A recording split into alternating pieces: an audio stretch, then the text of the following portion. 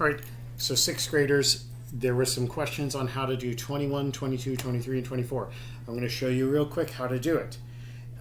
This is 10.4, by the way.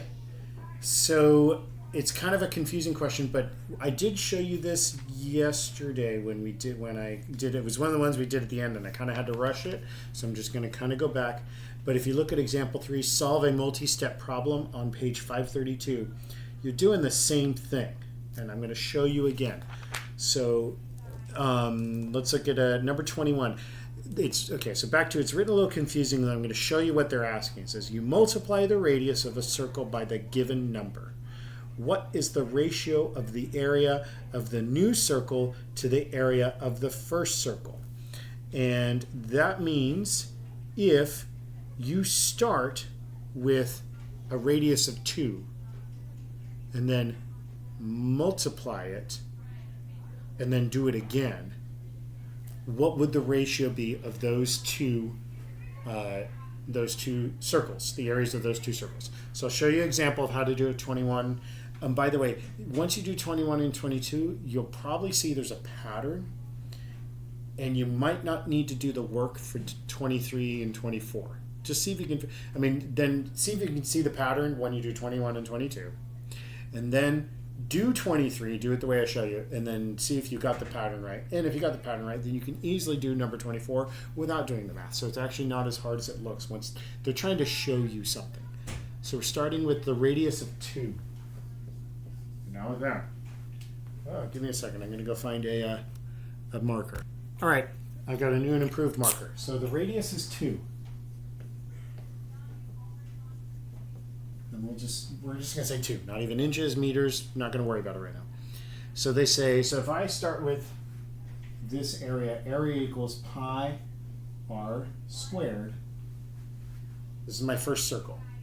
I'm going to do the radius of 2. Area equals pi, or 3.14 times 2 squared. And I'm just going to, so you understand I did that. I'm going to actually now just skip that and write it as 4. Okay, so 3.14 times 4. And that would be 3.14 times 4 is going to give me 16.1. 4 times 1, so 5. 4 times 3, 12. I can't bring it over. So the area of my first circle is 12.56, whatever, centimeters squared. Okay, now I'm going to do a different circle. And they say, what if I multiplied it by the number there? 2 times 2 is 4, right? So what if instead I have a radius of 4 is the question? And I have my formula, area equals pi r squared. I'm going to do area equals pi 4 squared, right? And 4 squared is going to be 16, so I have 3.14 times 16, and that's the area. So I'm now going to find the area of my new circle, and that's 3.14 times 16. 6 times 4 is 24, carry the 8, 6, 18, and I got a boom, 4, 1, 3, 4, 12, carry this, that's 9, 10, carry this, that's going to be 5, and I have 50.24. So, they're saying, what is the ratio of, this is very important, the area of the new circle to the area of the first circle? So if I have, in other words, I have 50.24 as a ratio, making sure I can be seen on here, to this one, 12.56. So here I got this area here and this area here. Remember, it's got to be in this order because they asked the area of the new circle. This is the new one right here, right? And then my first circle, the old one, OC. All right.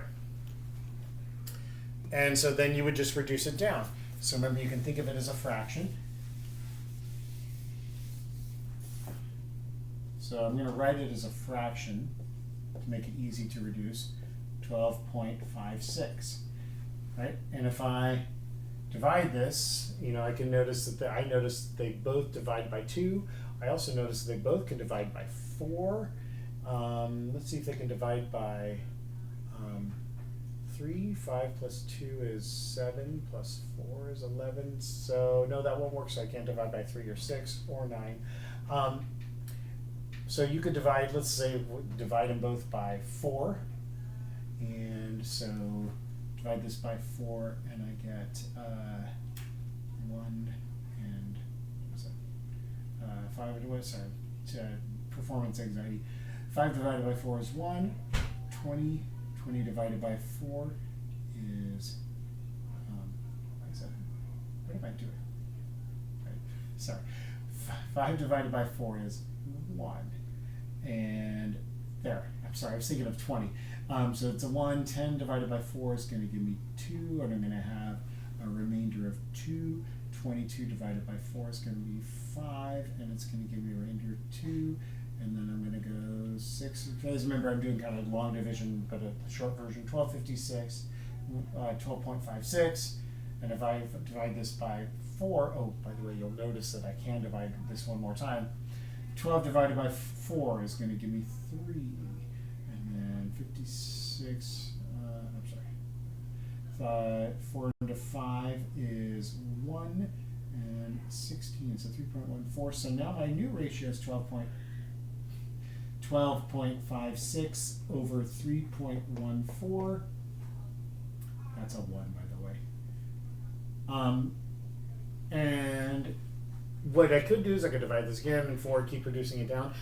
But what I want you to notice is that actually the first thing you really want to try to do is, what if I did 12.56 into 50.24? And try that out and then see what you get. And then that'll get you your ratio, right? And then you're going to simplify down your ratio, and then that will be your answer, okay? And as you do this, you're going to notice there's a pattern to how this works, and eventually you won't need to do any of this. You can just look at, well, if I multiply it by this number, I can already tell what my ratio will be. All right? I don't want to spoil the ending for you, but that's how you do that. That's numbers 21, 22, 23, and 24 on page 535, right? Good luck.